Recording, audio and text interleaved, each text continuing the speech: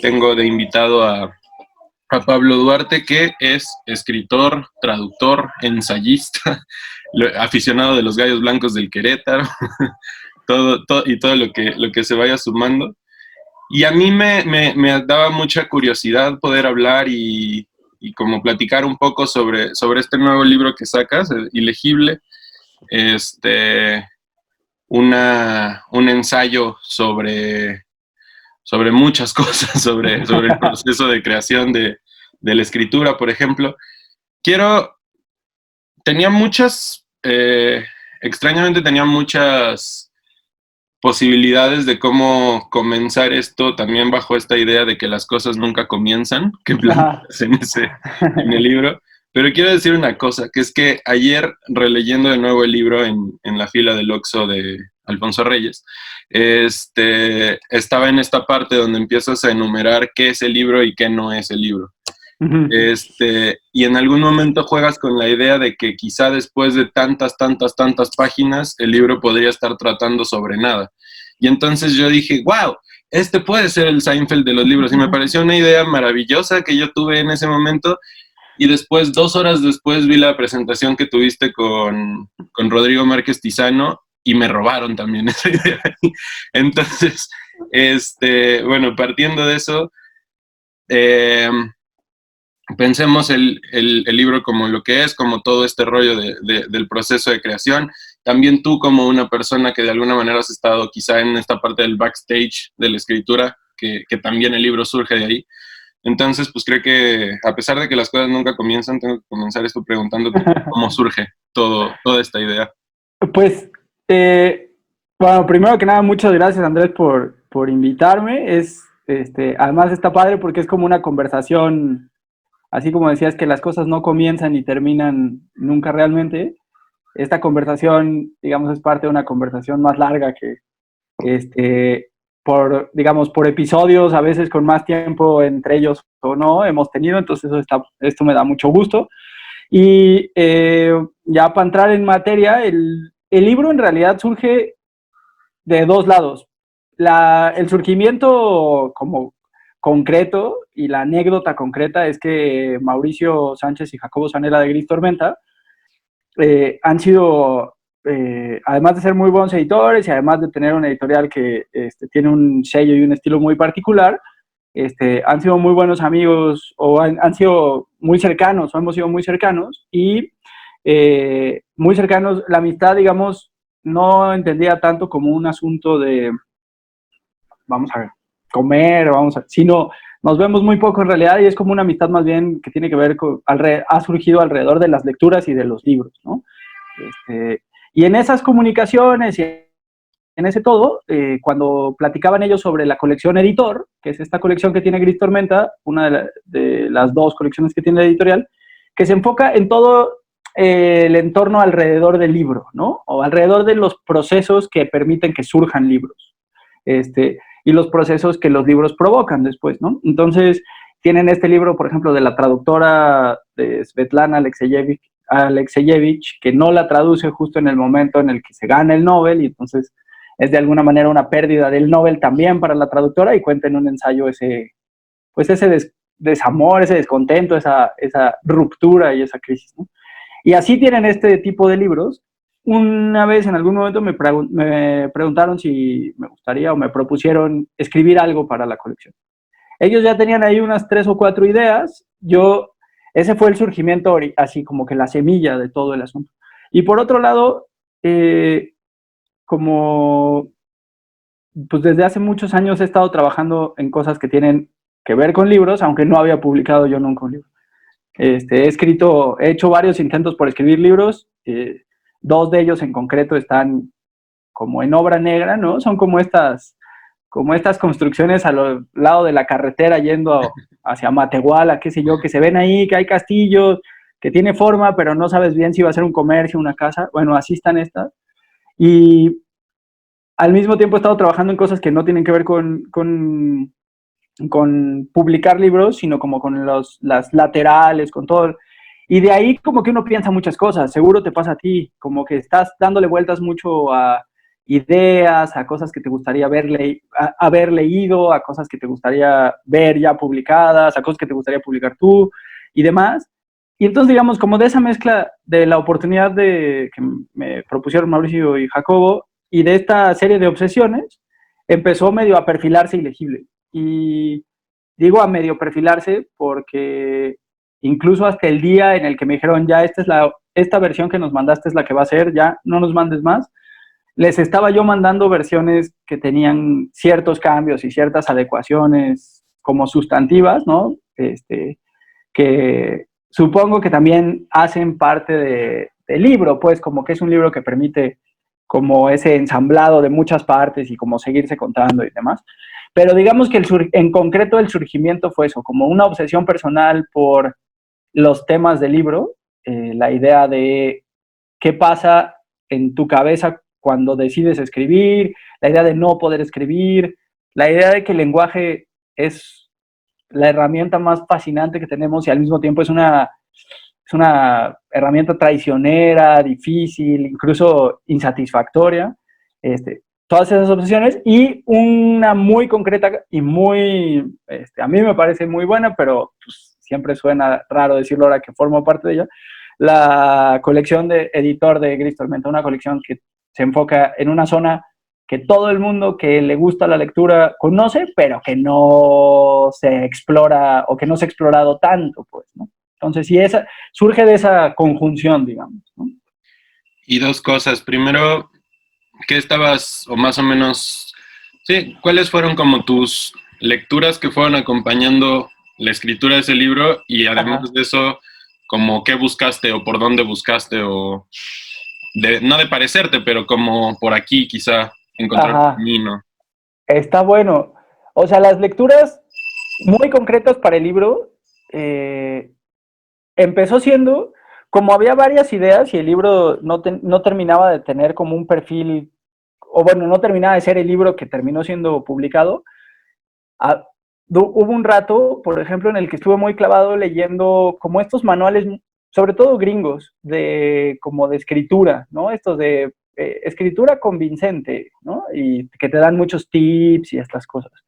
Leí como dos o tres de esos bastante a fondo y luego me clavé a leer pues como que las obsesiones personales, ¿no? De estos libros a los que regresas una y otra vez, y de estos autores a los que regresas una y otra vez, y que son no solo inabarcables porque son grandes obras las que han producido, sino también porque, pues como que uno, o por lo menos es mi caso, como que nunca sientes que los agotas, pues, ¿no? O sea, como que no, como que la marca o la huella de una obra significativa, me parece, o una de tantas, es que nunca se agota y siempre está mostrando una nueva cara, ¿no? Entonces, por ejemplo, después de la época en la que estuve muy clavado con los manuales, como que regresé a estos autores que me gustan mucho, a Lebrero, regresé, sobre todo sudamericanos, por ejemplo, a Lebrero, a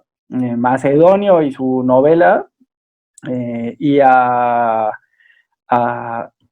también de alguna u otra manera, aunque no es tan evidente que esté ahí en el libro, me encanta lo que hacen Saer y ¿cómo se llama? Y Di Benedetto, y estos dos autores como que tienen una manera de hacer con el lenguaje de hacer al lenguaje tan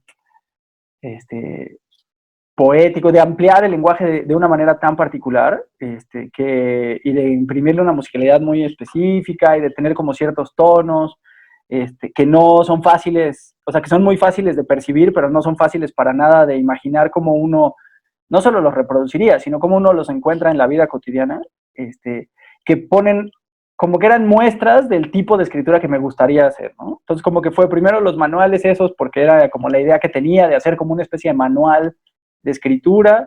Después, cuando esa idea mutó, me puse a leer a la gente que me gusta, como del tipo de escritura que me gustaría provocar y como desmontar. Y ya por último, me puse a leer es que no son teóricos, pero me clavé con dos libros en particular, con uno de Annie Dillard, que se llama The Writing Life, y esta escritora norteamericana tiene como una conjunción muy particular entre un lenguaje poético, una fuerza poética muy grande, una capacidad como de observación y de contemplación buenísima y así realmente deslumbrante y como una cercanía con la naturaleza, con como el éxtasis místico, una cosa así que a mí me parece muy lejana porque no es para nada mi experiencia.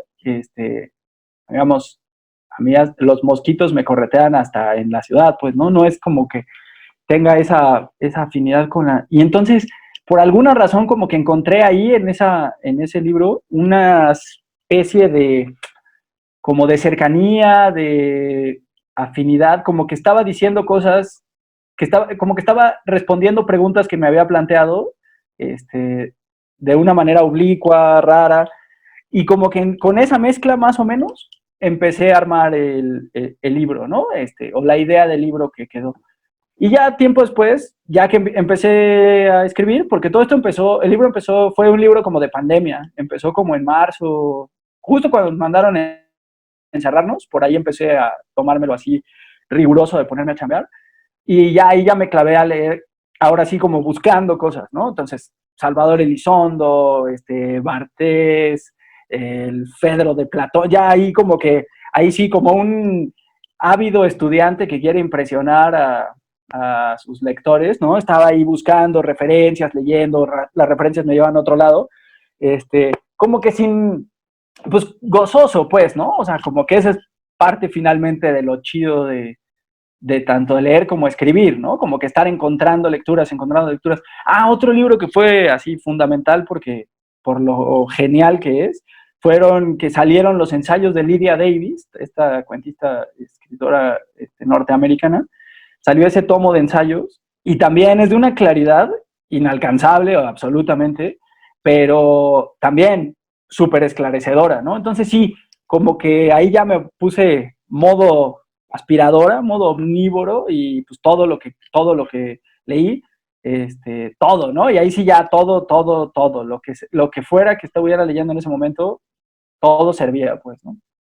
Me acordé igual en el prólogo de Teddy López Mills que plantea como esta idea de que la hoja está, tenemos esta idea del hoja en blanco, ¿no? Pero que la hoja también puede ser una cosa negra donde existe ya un texto y entonces Sí. cuando uno escribe saca otro texto, ¿no? También Sí. hay una entrevista a este columnista español, Manuel Javois, donde él dice que dicen como, pues está el hoja en blanco y eso puede ser el Quijote. Cuando uno le interviene es cuando todo se desvirtúa, ¿no?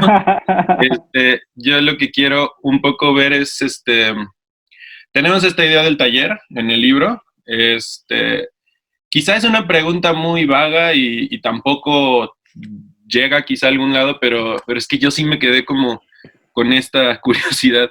En el taller yo pienso de alguna manera con todo lo que se va planteando y tal, los cada vez menos que van llegando al taller, tienen que buscar, bueno, están en la búsqueda de una voz propia, digamos, ¿no? Para poder plasmar algo.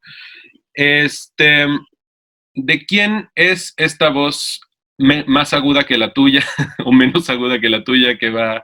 O sea, ¿es tu voz quien va escribiendo todo esto como este personaje, bueno, no sé si personaje, pero como esta voz neurótica que también quería preguntarte si guarda relación con el rollo pandémico o no y con el encierro o no?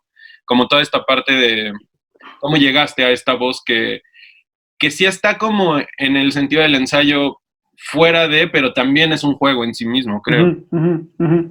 Pues una de las cosas, ahorita que dijiste lo del juego pandémico, la verdad es que nunca lo había pensado tan concretamente, pero seguro la idea del taller y lo claustrofóbico que de pronto resulta tener como tantas vocecitas al lado o una misma voz como hable y hable, quizá tiene que ver sin duda con esa experiencia, ¿no? Porque la primera parte de la pandemia, la primera parte del encierro, o sea, esos primeros meses, todo era muy alarmante y todo era muy desconcertante, pero al mismo tiempo todo tenía como una sensación de finitud próxima, ¿no? O sea, como era, bueno, nos encerramos 3 meses y en 3 meses regresamos todos al gimnasio y a gritarnos en la cara en los estadios, ¿no?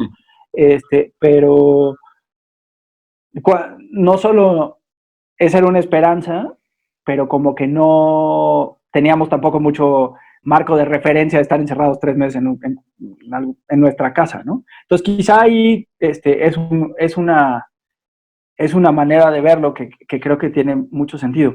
Y el tema de las voces, una de las cosas de las obsesiones que tenía y que quería plasmar, porque, digamos, ahora sí que para quien no haya leído el libro, o para quien no se haya leído la contratapa o algo, el libro tiene una vocación muy clara de explorar como, no literal, pero sí de poner en juego como las operaciones del pensamiento, ¿no? Como tratar de hacer de la lectura, no una mímica, pero sí por lo menos un juego con cómo piensa uno, con cómo está uno eh,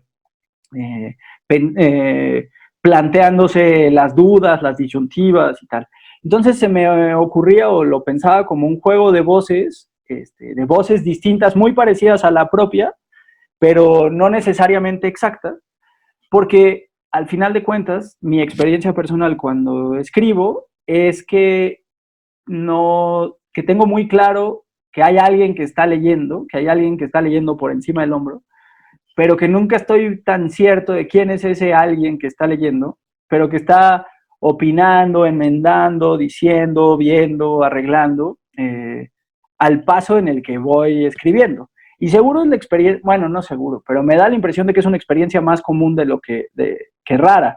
O sea, digamos, ese lector ideal para el que todos estamos escribiendo, o lectora ideal para el que todos estamos escribiendo, está más presente de lo que nos quieren hacer creer los que dicen, escribe como si nadie te estuviera viendo, escribe lo que quiera. Digamos, tenemos a ese personaje, supongo que el psicoanálisis diría el super yo, la mística y la religiosidad diría el poder supremo, ¿no? Cualquiera podría decir, ponerle nombre e identificarlo. En el caso del libro, como que lo quería dejar deliberadamente vago porque me parecía que era una especie de, pues sí, como un tallerista interior, como una especie de doble tallerista o triple tallerista, porque uno tiene una serie de lectores, de expectativas, uno mismo se multiplica en muchas voces que van torciendo esa idea original que uno tenía, ¿no? Entonces, digamos, se te ocurre esta gran idea y el proceso en el que se te ocurre la idea y vas a poner la pluma o vas a empezar a teclear, ese espacio de tiempo que pasa es, digamos, el espacio de tiempo en el que transcurre para mí todo el libro, ¿no? Ese momento en el que esa idea pasa por esa fila india de juicios, de dudas, de aplausos, de elogios, de sobredimensión, de menosprecio, antes de que empieces a teclear, ¿no? Ese es, digamos, el proceso en el que pasa el libro. Y esa fila india está llena como de misterio, ¿no? O sea, por un lado sí, muy claramente la veo como una, un, una especie de heterónimo no nombrado mío, pero también de mucha gente a la que admiro y en la que pienso cuando escribo, de gente que no me cae bien y que de pronto, que ni siquiera tiene que ver con nada de lo que escribo, ¿no? O sea, gente en mi vida que es digamos, como una voz que admite todas las máscaras posibles, ¿no? En este caso tiene una máscara muy particular porque tiene un tono de voz y como una neurosis particular, ¿no? Pero supongo que si alguien lee el libro, esa voz cambiará. No sé si te pasó a ti, por ejemplo, como que esa máscara empieza a tener una familiaridad particular, o se empieza a parecer a alguien que conoces o que no conoces, o en quien piensas cuando tú escribes, por ejemplo, Se va enojando cuando llegan cada vez menos personas al curso.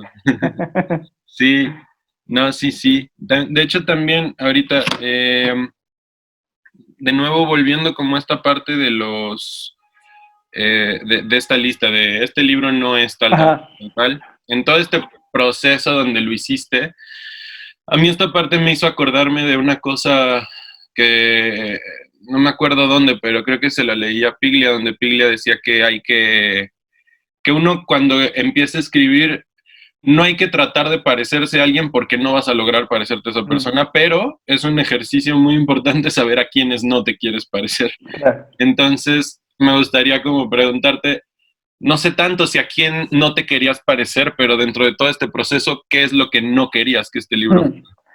Una de las cosas que sí tenía muy clara era que no quería que fuera un ensayo, pues de estos ensayos como muy confesionales, ¿no? Muy así de, por ejemplo, en este caso, ¿no? De que estamos todos encerrados, estoy encerrado en el cuarto y me encargaron esto y voy a contarles lo difícil que está haciendo escribir en estas condiciones y al mismo tiempo ir avanzando el ensayito poco a poco, ¿no? Como que quizá esa fue alguna versión del muy al principio, pero como que pronto me pareció que no era algo que me interesara, que me ha interesado leerlo, que hay gente que lo hace muy bien, pero que no era algo que me interesara como explorar como proceso. Otra de las cosas que me parecía que era algo que quería hacer y que no quería hacer, perdón, y que traté como deliberadamente de hacerlo, era que no quería ceder en esos momentos en los que mi, suena raro, pero como mi exploración de esta idea se volviera un poco, como el título lo dice, un poco ilegible o un poco pesada. Como que no quería limpiarlo. Me parece que los momentos, o sea, digamos, a pesar de que la escritura fragmentaria siempre me ha gustado, a pesar de que me gusta mucho leerla, incluso a pesar de que está como de moda, y a pesar de que este rollo medio casi barroquillo, medio neobarroquillo, así de atiborrarla de cosas, atiborrarla de cláusulas, poner una sintaxis un poco más torcida, menos depurada, no está tan, no es como algo, no sé si común, más bien no es como algo que se venda como prosa, qué sé yo, como prosa atractiva o que, como que, digamos, tiene este estigma de que, híjole, va a resultar un poco difícil, límpiale un poquillo, como que no quería ceder a ese impulso, y ese impulso estuvo todo el tiempo, ¿no? Como de cortar y aquí está súper largo, pero me parecía que respetar un poco esa, no es tan complejo, pero ese enredo era parte del tema, pues como que el tema era dejar esos enredos y esos nudos muy presentes, porque son esos enredos y esos nudos parte fundamental del proceso como de creación, ¿no? Me parece. Entonces, creo que Jacobo y Mauricio cuando lo editaron también entendieron, o sea, pobres, les di, sí, supongo que el dolor de cabeza y las molestias habrán sido grandes, pero porque también, como lo dice muy bien en el magnífico prólogo que se aventó Teddy, está genial porque justo, ¿no? Como que de pronto lo deja muy claro. De pronto el libro es tan hermético que parece que no hay por dónde entrarle, ¿no? O sea, termina siendo como esos enredos o esos nudos terminan como que no está el cabito de entrada o te pierdes en siguiendo ese hilo. Y pues sí puede ser como una experiencia no tan agradable, pero me parecía que era como fundamental dejarlo. Entonces esas dos seguro. Y luego, pensando, por ejemplo, en ensayos, hay ensayos que me gustan mucho y ensayistas que me gustan mucho, pero de los que me parece que hay que huir justamente porque son muy reconocibles lo que hacen como algo que, como una exploración vital de esas personas, ¿no? Entonces, de pronto, por ejemplo, se puso muy de moda, supongo, hace unos años, el ensayo David Foster Wallace, ¿no? Y entonces todos éramos unos geniecillos que sabíamos a profundidad las cosas tanto que necesitábamos un buen de notas al pie y de tal y tal. Y entonces ahí tengo la tentación y en alguna de las versiones que les mandé estuvo llena de notas al pie, ¿no? Después encontramos el modo ahí de irlas integrando y entonces hay muchas citas o muchas parafraseos que están integrados al texto, ¿no? Creo que además hay al final del libro hay una listita de cosas encontradas o de cosas que se pueden hallar, de citas y de autores que se pueden hallar. Pero, por ejemplo, esa era una de las cosas que me encanta. Regreso, Consider the Lobster es como de esos libros y de esos ensayos que uno lee cuando estás trabado porque dices, no, quiero, así es como se escribe y lo lees y tal. O este otro tipo de escritura como más coloquial, que es casi un tono, que es casi un humor, que es casi y que lo hace ver tan fácil. Por ejemplo, la escritura de Leila Guerriero o de Fabián Casas, ¿no? Dos autores que hacen de la escritura una conversación casi, ¿no? Y parece que te lo están diciendo así como estamos hablando tú y yo, y entiendes lo que te están diciendo. El ensayo, qué sé yo, de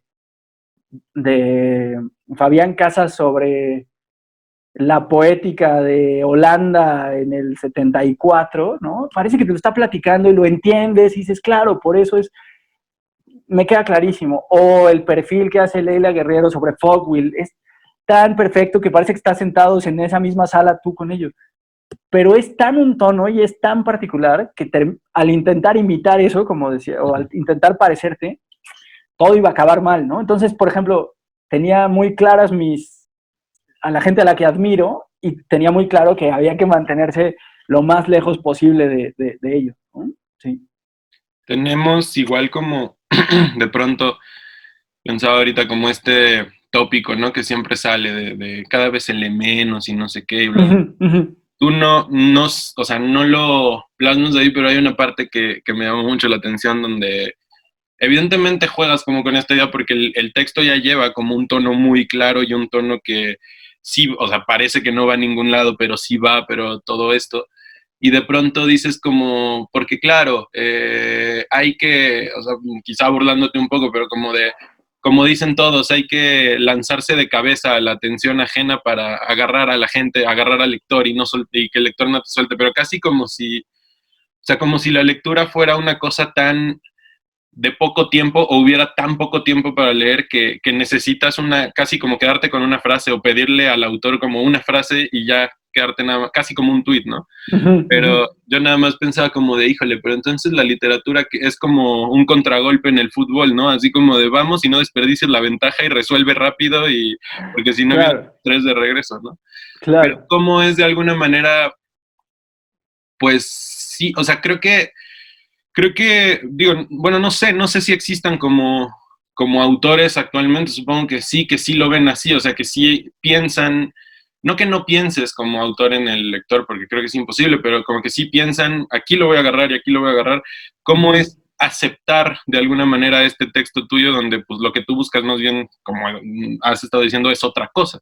O sea, ¿cómo esperabas más bien que, más bien dos preguntas, porque creo que va ligado con otra. ¿Cómo esperabas que lo recibiera el lector? Y además, dentro de esta parte donde hablas del lector, ¿qué diferencias hay entre el libro que tú entregas y publicas y el que te han devuelto amigos, conocidos y demás por lo que ellos han leído? Órale. Ah, está bien padre. El libro, la recepción, la verdad, mis inseguridades patológicas me hacían pensar que iba a ser todo un caos, la verdad, estaba muy angustiado. Además, es el primer libro que publico y sí, era un asunto de extrema, no extrema, pero de mucha angustia, la verdad. Yo creía y siendo como justos y no tan melodramático, me daba la impresión de que iba a pasar un poco desapercibido. O sea, como que lo iba a leer algún gente conocidos míos, amigas, amigos, que habría de recibir algún tipo de retroalimentación de parte de ellos y poco más, ¿no? La verdad es que me cuesta mucho trabajo como dimensionar la recepción del libro porque todo para mí es novedad, no, digamos, no, todo es novedad y todo es una hipérbole de puro gusto. Los comentarios negativos también han sido, digamos, como justos en ese sentido, pues, ¿no? O sea, como que los comentarios que he escuchado de gente, la gente que me lo ha dicho, algunas cositas que he leído, me llama la atención porque, pues sí, como decía, como que es una experiencia completamente nueva, entonces es pura maravilla para mí, ¿no? O sea, de estar maravillado, de estar desconcertado de que algo que sí pensabas, obviamente, que se leyera y que se discutiera, que se lea y que se discuta, o sea, que suceda ese paso de la comunicación más larga que es la literatura, pues a mí me tiene muy sorprendido. Y luego en términos de libro que regresa, esa pregunta está bien padre, porque he estado pensando un poco en eso. La verdad es que yo siento que no soy, ahora lo veo, y la cantidad de libros que me gustan y la poca retroalimentación que le he mandado a la gente que escribe esos libros, me hace sentir ahora un poco culpable, la verdad, porque he recibido de gente que no me esperaba retroalimentación muy gozosa. Este momento, por ejemplo, ahora, ¿no? A mí me llena de gratitud contigo porque, pues es eso, es tomarte tiempo, no solo para haber leído el libro, sino para conversar sobre el asunto. Me vuela la cabeza por un lado, me llena de gratitud, y por otro, como que para mí, para lo que esperaba del libro, que era muy poquito, pero para lo que ya dentro del libro y en el proceso y tal, pensaba que el libro podía ser, se me hace que se cumple algo. Como que era un libro que quería buscar más que darte una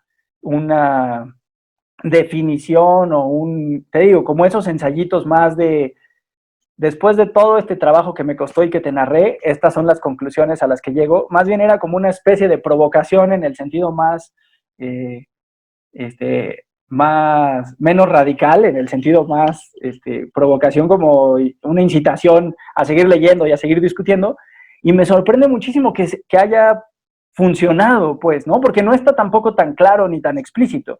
El taller que sucede en el libro no es como que al final de cada sesión te ponga una serie de ejercicios o qué sé yo, y sin embargo, pues varias personas además reaccionaron al libro activamente, ¿no? Un diagrama sobre cómo opera el libro. En esta presentación que mencionaba, Carla Fessler también hizo un texto como que reaccionaba o tomaba al texto y como que reaccionaba él. El mismo prólogo de Teddy es justamente como la quinta esencia de esa reacción, ¿no? Se toma la molestia de participar en el taller que nunca comienza, o de intentar participar en un taller que nunca comienza. Hubo otras personas que me mandaron como otra lista de lo que no era el libro o de lo que sí era. Es decir, como que cumplió un cometido muy secreto, no porque fuera secreto, sino porque me parecía que ahí estaba la provocación y ya tocaba ver si funcionaba, y funcionó, pues, ¿no? Funcionó. Entonces sí, la respuesta o el libro que regresa, como que al final, por fortuna, ha sido un libro como que completo, ¿no? Que completa esa parte que deja ahí incompleto el libro, porque sin que sea un spoiler para nadie, pues el libro termina con una propuesta, una interrogante, y esa propuesta interrogante como que se cumple con esas reacciones, ¿no? Sí, sí. Sí, que de hecho justo en esta presentación con Carla Fessler y con Pisano, que lamentablemente se cayó, Sí. pero o sea, me llama la atención que dentro de las cosas que tú decías que no era el libro, no es un libro interactivo, y al final un poco sí lo fue, ¿no? Como en esta parte de ella, todo lo que escribe de la neta literatura, y luego Tiziano diciendo, esta presentación no es, y esta presentación sí es, ¿no? Sí, sí, Que sí. de alguna manera también muestra que el libro pues tiene una especie también de esqueleto, por así decirlo, que llama y que invita también a este rollo también que dices, ¿no? Del diagrama y de buscar como nuevas opciones. También hay una parte donde hablas de la claridad en la escritura, ¿no? Y esta búsqueda de tener algo para decir y tratar de ir al punto. Y también hablas como de este tema de buscar, o sea, tener como ese camino lo más claro posible, y entonces entender que va a haber cosas que se van a tener que ir descartando. ¿Dónde? También una pregunta muy amplia quizá, y también pues tú respóndeme por cómo sea tu experiencia con eso, pero ¿cómo es, a dónde va y dónde está el cajón de todos esos descartes que vas sacando? ¿Se Pues reutilizan? ¿Hay reciclaje? ¿No hay reciclaje? Sí, justo, eso, justo, como que termina siendo un cajón que por lo abandonado que parece, por lo menos en mi caso, lo termino visitando bastante. Uno de los manuscritos que tengo ahí terminado una versión, pero no publicable para nada, es sobre el fracaso. Y me parece que gran parte o muchas cosas eh, de este libro tienen que ver con el fracaso, ¿no? Y con cosas que quizá no son las que están escritas ahí en esa especie de libro o ese intento de libro, pero sí que están relacionadas con ideas que me surgieron mientras escribía sobre el fracaso, ¿no? De hecho, creo que además una de las primeras propuestas cuando me invitaron los editores de Gris Tormenta a esto, una de las primeras propuestas era muy parecida a uno de los ensayos del fracaso, como que les dije, mira, pues, ¿por qué no hablamos sobre el fracaso del no sé qué, y en la edición y tal? Y por fortuna los dos me dijeron, no, pues, o sea, está padre la idea, pero no, esa como que no tiene tanto interés para la colección, sigamos pensando, ¿no? Entonces sí, como que ese libro, ese cajón se abre bastante para eso. Por ejemplo, en los ejemplos hay sí, también hay otro de los manuscritos que están ahí, es libro de ensayos más rarillos sobre el náufrago y naufragios y cosas así. Y también de ahí, estuve pensando mucho en eso y regresando ahí mientras escribía el librín, porque me parece que de alguna u otra manera este taller o esta voz que está ahí esperando que lleguen sus talleristas y nunca llegan o llegan cada vez menos y tal, tenía algo de ese mismo tono que estaba en ese otro libro. Entonces sí, como que me parece que todo lo que uno, supongo, no sé si te pase a ti también, como que esas notas que uno toma, esos textos que a uno le gustaron y que después ya se desencanta de ellos, o al revés, que no te gustaron tanto, pero que después te gustan más, como que se iban informando los textos que siguen, ¿no? O sea, como que la conversación que supone escribir o que supone leer, como que es un flujo que no se corta, ¿no? O sea, siempre está, siempre está, siempre está, y simplemente sintonizamos mejor o nos enfocamos más en un momento u en otro, pero como que siempre está yendo y viniendo, ¿no? Entonces sí, como que es un cajón súper visitado, la verdad. O sea, no visitado en el sentido que debería, que sería terminar esos dos libros y ya sacarlos, pero visitado sí como de las ideas que se quedan ahí guardadas, seguro. Y digo, como última pregunta del contenido, y ya después te pregunto otra cosita, pero ¿por qué el taller se va vaciando? Me queda la duda.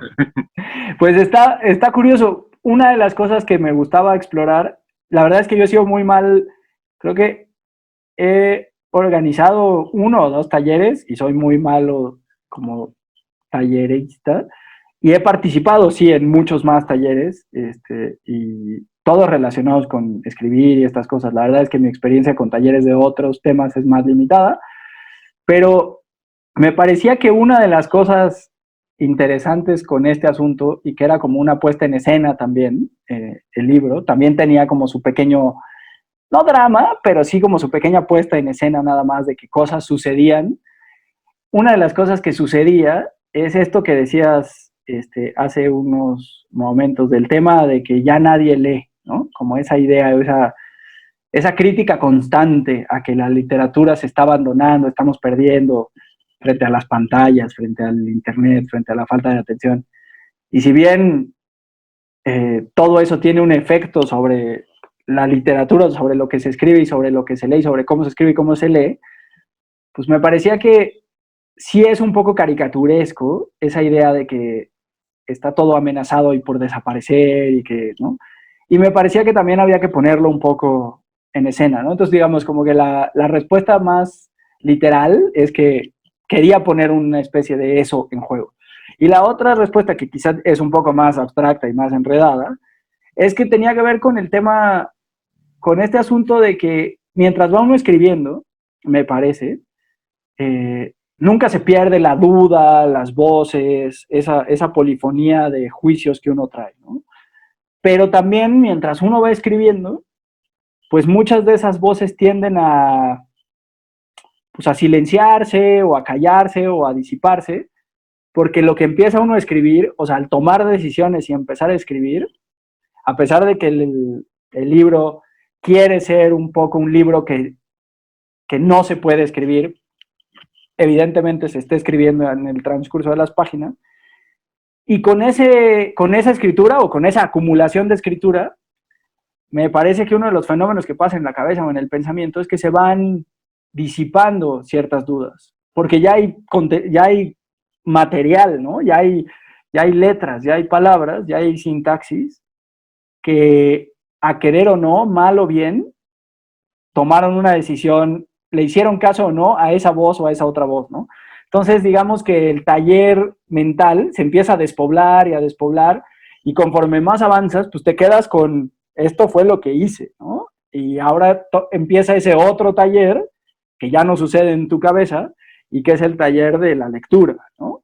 O sea, entendiendo la lectura justo como ese ejercicio de, pues como de poner en juego o de poner de poner a jugar lo que alguien más hizo, te aventó ahí y tú empiezas ahí sí a juzgar, a subrayar, a decir esto sí, esto no, esto me va, esto no me va, ¿no? Entonces, más o menos, más enredado, esa es la otra respuesta por la que el taller se queda vacío.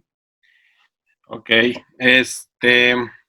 nada más quiero también como ir a una parte donde una de las cosas que yo decía es como, bueno, que yo pensaba al leer el libro, es como, wow, este estilo de escritura me recuerda mucho, yo pensaba, me recuerda mucho a Nocturno de Chile de Bolaño, ¿no? Entonces yo digo como, claro, yo ahorita estoy encantado, por ejemplo, justo con Bolaño. Sé que ser fan de Bolaño literariamente es como que te guste el cine y ser fan de Tarantino, o sea, es como ese primer escalón, porque sé que detrás están justo Macedonio, Di Benedetto, o sea, es como, ya es meterse como más a las profundidades y seguramente lo hacen mucho mejor. Pero a lo que voy con esto es que, pues sí, creo que cada quien tiene como sus cosas a las que siempre vuelve, ¿no? Tú siempre vuelves a La Corregidora, por ejemplo, o sea, como sus cosas así personales. Sí. Me gustaría saber cómo, cuáles son tus autores que quizá ya o sea, en todos los mundos literarios que has visitado y todos los autores, pues evidentemente ya quedan un poco vetustos y pues ya, o los leíste demasiado y entonces pues ya quedaron atrás, pero como ¿cuáles son los autores a los que siempre vuelves, digamos, pero desde un principio, que desde un principio hayan estado ahí, que te hayan ligado con la idea de la literatura, de hacer literatura y que por cariño quizá más que por estilo o por algo así, ya, regreses. ok. Esa está buena. O sea, por ejemplo, así pensando, una de las cosas que como que siempre quiero, nunca encuentro cómo escribir sobre ello, pero que creo que en algún momento lo haré, es que, digamos, hay una gran cantidad de autores anónimos, no anónimos porque no hayan firmado, sino anónimos porque ya no recuerdas sus nombres o porque no eran autores en ese sentido, ¿no? De autor con letras mayúsculas y comillas y demás, que terminaron influyendo, ¿no? Porque provocaron una especie de encantamiento con las posibilidades de la escritura. Y para mí eso lo hizo, fue la escritura sobre el periodismo deportivo, por ejemplo, ¿no? El periodismo deportivo, y ahí sí también, pues, ni modo, me toca, tengo que confesar ese sesgo porque solo es el otro idioma que sé, que fue el periodismo deportivo gringo, ¿no? No me acuerdo de muchos autores que en ese momento, cuando estaba chavillo, me gustaba leer, era deportes que no veía, pero me parecía que era una manera de... ¿A partir de eso te hiciste fan del hockey? Por ejemplo, el hockey fue una cosa rara porque, digamos que era fan de muchos deportes de los que no seguía porque no había mucho modo de consumirlos, ¿no?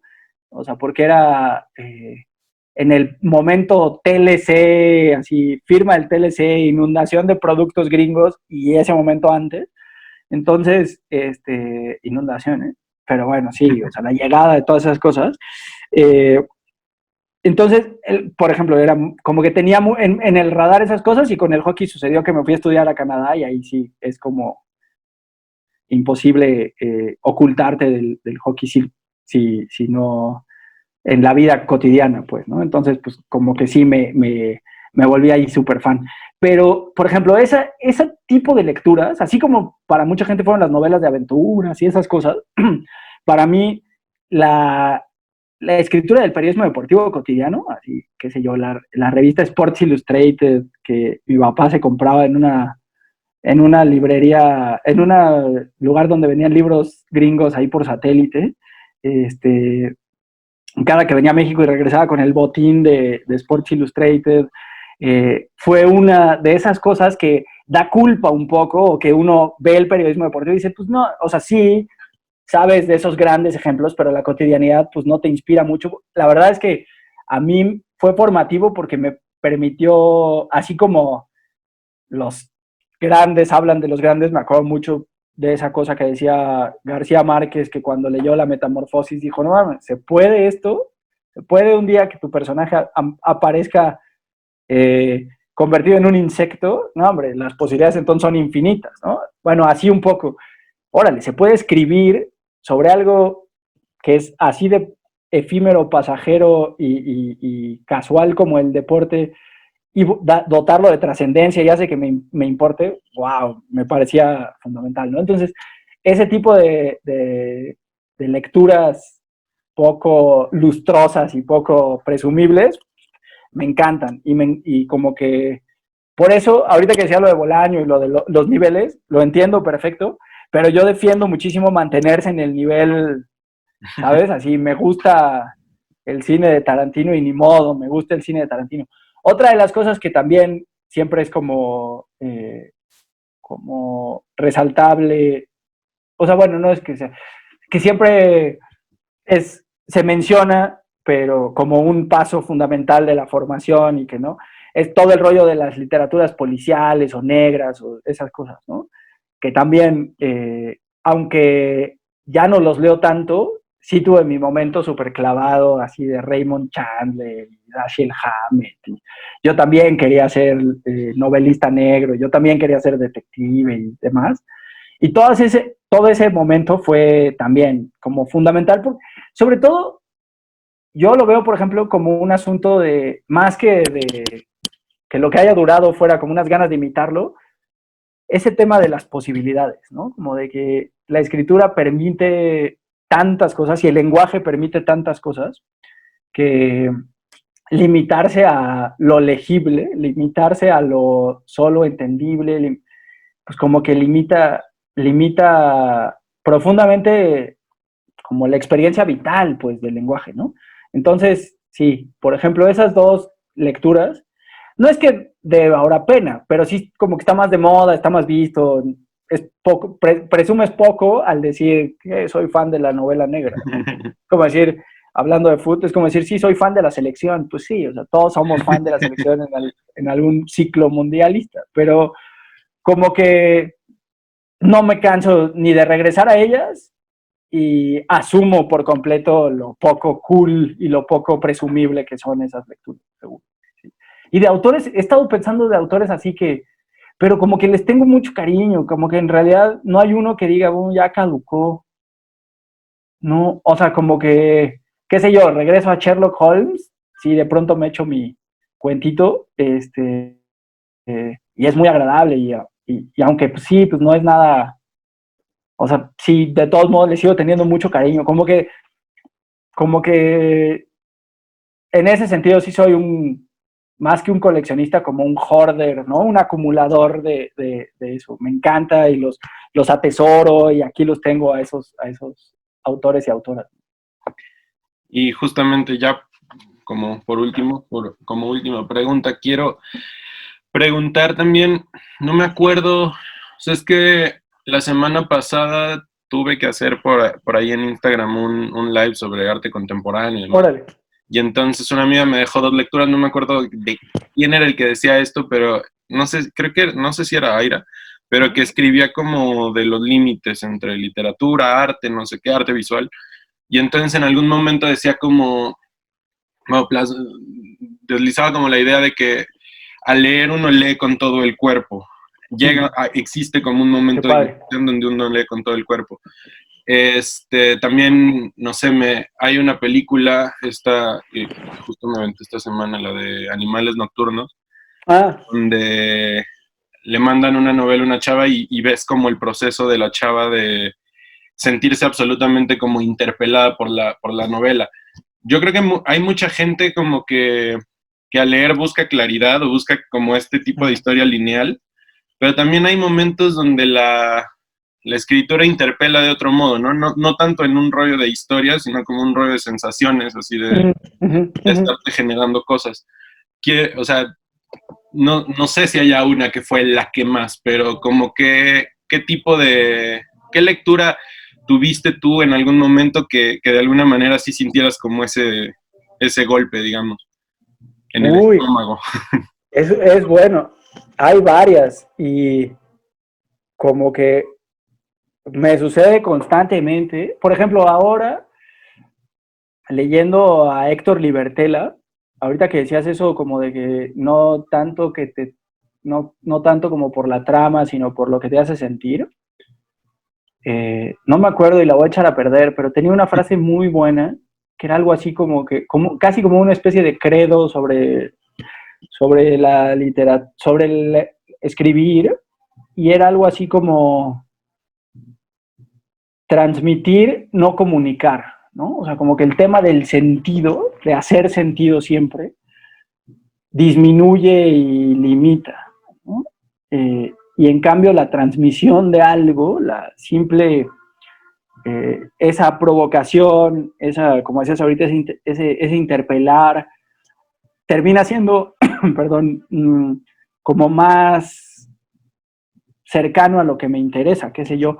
Entonces, por ejemplo, leyendo a Libertela, sentí ese mazazo en la cabeza, ese golpe en el estómago, porque sí, como que había de nuevo, pues una serie de posibilidades, una serie de amplitudes a la literatura, a la escritura, pues una serie de cómo es posible que el lenguaje haga esto. Y pasa eso, por ejemplo, con la poesía. Yo soy pésimo lector de poesía y siempre cuando platico con gente que sé que sabe leer poesía, me la paso como groupie pidiéndoles que me den más referencias, más nombres, porque soy muy malo, pero siento que ese es un poco el fenómeno, ¿no? El fenómeno poético es un poco eso, no comunica necesariamente, pero transmite, ¿no? Y más allá de encasillar en géneros, cuando la escritura en sí lo logra, sí, como coincido contigo, es así arrollador, ¿no? Entonces, por ejemplo, Libertela fue uno de los últimos. Es difícil, como que no es tan fácil conseguir cosas suyas. Hay algo suyo en la colección esta que hizo Piglia, de los cuadernos del la serie del recién venido, creo que se llama. Hay hay un libro de Piglia que son 3 libritos, perdón, de Libertela, que está buenísimo, pero pues es difícil encontrarlo y ahora estoy así a la casa de PDFs, lo que sea que me encuentre suyo, todo, ¿no? Tiene ahí una serie de anotaciones, no son aforismos, son como ideas que creo que se llama CETEL, el libro. Yo conseguí un PDF ahí medio borrosón, pero también cada sentencia, cada idea es iluminadora. Entonces, por ejemplo, él ha sido un mazazo. ¿Qué otro, por ejemplo?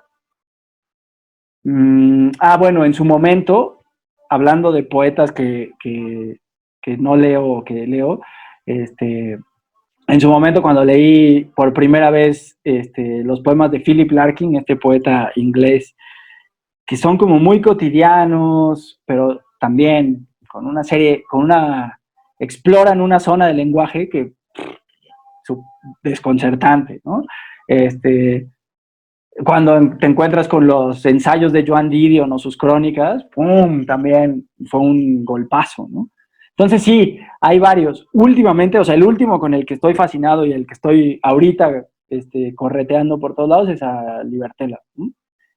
Fue así un golpazo. Te lo recomiendo muchísimo, creo que lo vas a disfrutar bastante. El que está en el fondo de cultura, está fácil encontrarlo porque supongo que se ha vendido poco y entonces hay un buen, entonces vale la pena conseguirlo. Lo voy a buscar. Sí, sí, sí. Bueno, pues muchas gracias. No, hombre, muchísimas gracias a ti. Sí, el libro la verdad vale mucho la pena. Ah, qué amable. Está chiquito, está muy bonito. Por Gris Tormenta, que es queretana también, ¿no? Editorial Queretana, sí, sí, sí. Ah, pues está muy bien. Está muy, muy padre. Entonces, no, pues muchas gracias, de No, verdad. hombre, muchas gracias. Gracias a ti.